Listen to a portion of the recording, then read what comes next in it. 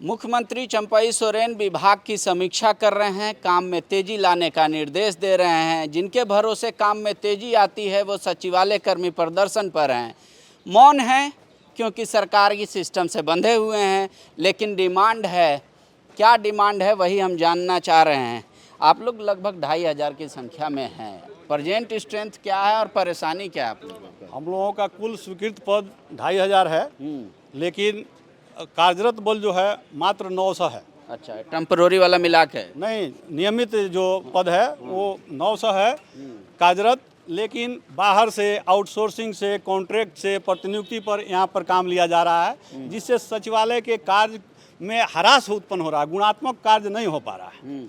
वैसी स्थिति में हम लोग भी, चूँकि हम लोगों का बेसिक कैडर सचिवालय ही है, सचिवालय में ही नीतियों को बनाना है, नीतियों के संदर्भ में कार्य करना है, और यहीं क्वालिटी गिरे तो भविष्य में हम ही लोगों पर सारा आक्षेप आएगा कि इनके द्वारा काम नहीं किया जा रहा है। तो यहाँ पद संरचना के अनुरूप स्ट्रेंथ दिया जाए और जो कमी है वैसे पद संरचना को बढ़ाई जाए। इसी क्रम में उप सचिव एवं संयुक्त सचिव के पदों का सृजन का प्रस्ताव तत्कालीन माननीय मुख्यमंत्री हेमंत सोरेन द्वारा अनुमोदित करके भेजा गया था, लेकिन वर्तमान सरकार में उस चीज़ को वापस लेने की कार्रवाई की जा रही थी।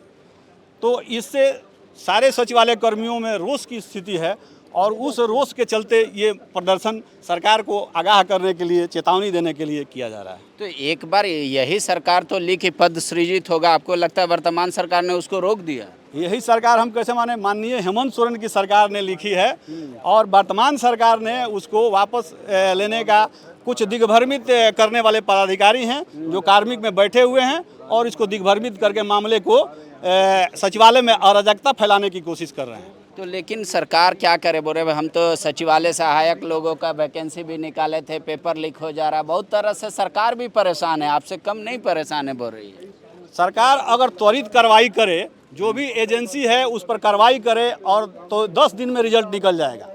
अगर इसमें इच्छा शक्ति का अभाव दिखता है और इच्छा शक्ति मजबूत हो तो 1 माह के अंदर में सारे 863 पदों पर बहाली हो जाएगी।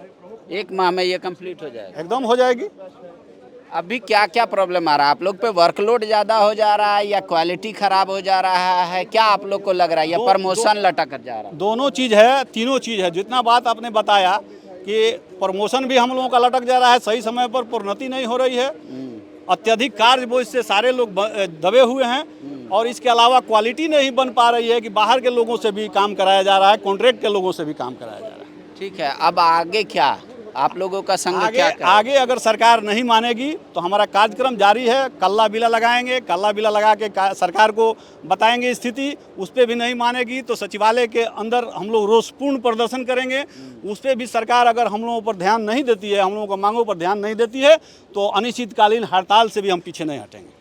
तो सरकार तो अभी मुख्यमंत्री जी बैठक कर रहे हैं कि भाई ये जो चला गया आचार संहिता में समय, इसको पाटना है, इतना फास्ट करना है। आप कह रहे कि हम हड़ताल पे जाएंगे।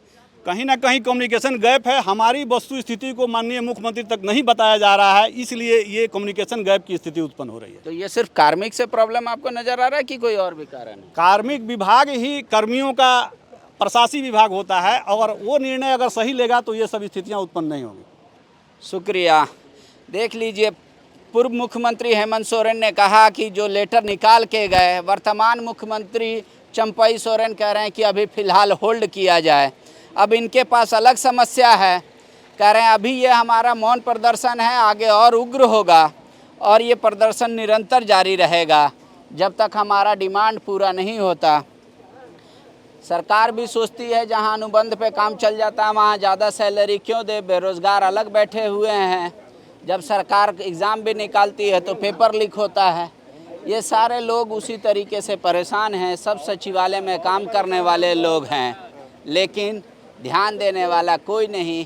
कहा जा रहा बजट की राशि खर्च करनी है, इनके बिना कैसे होगा, इसका जवाब भी किसी के पास नहीं। शुक्रिया।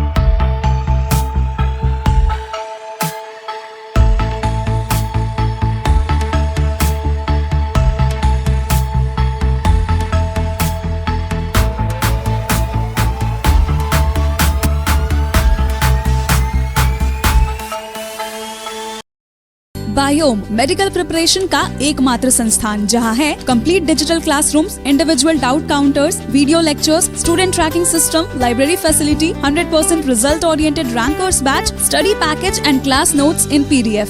झारखंड के इतिहास में पहली बार नीट UG में 700 मार्क्स पार। 10th पास स्टूडेंट्स के लिए फाउंडेशन कोर्स और 11th पास स्टूडेंट के लिए फ्रेशर कोर्स। 12th पास स्टूडेंट्स के लिए टारगेट कोर्स 18 अप्रैल से शुरू हो रहे हैं। Contact biome. thefollowup.in.